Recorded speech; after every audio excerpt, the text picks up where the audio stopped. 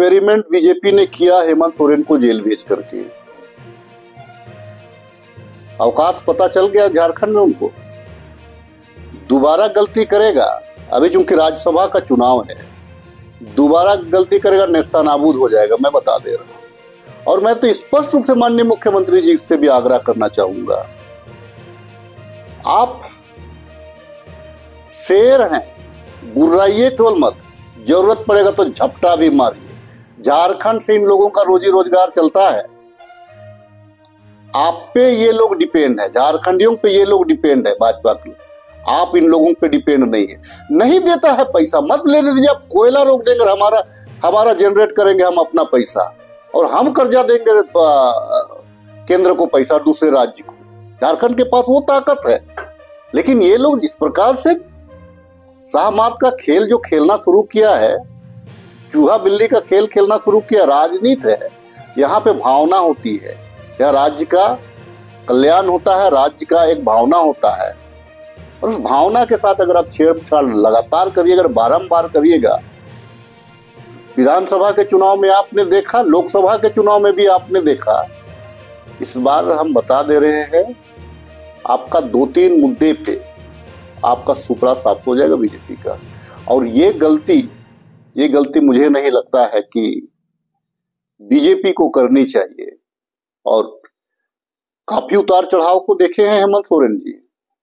कोई भी आदमी अपना तैयार किया हुआ खेत दूसरे को नहीं देता है।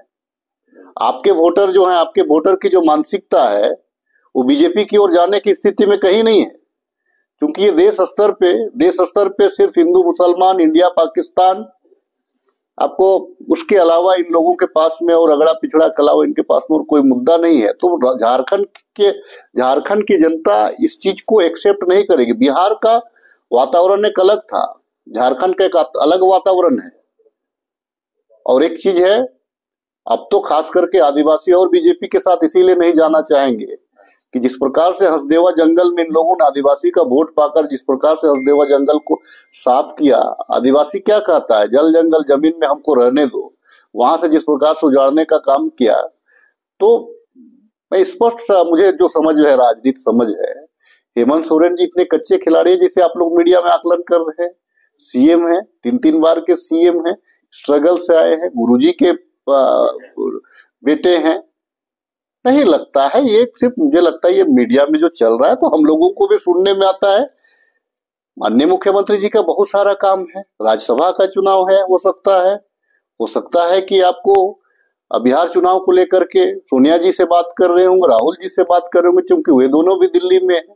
तो कई एक तरह की बातें हैं। लेकिन चूंकि ठीक है, राज्य देखिए, बीजेपी चाहती है कि किसी प्रकार से एक मतभेद पैदा कराया जाए, वो मतभेद पे वो रास्ता ढूंढना चाहती है। तो हम सभी एकजुट है, हम सभी अपने नेता पे हम विश्वास करते हैं, हेमंत सोरेन जी पे।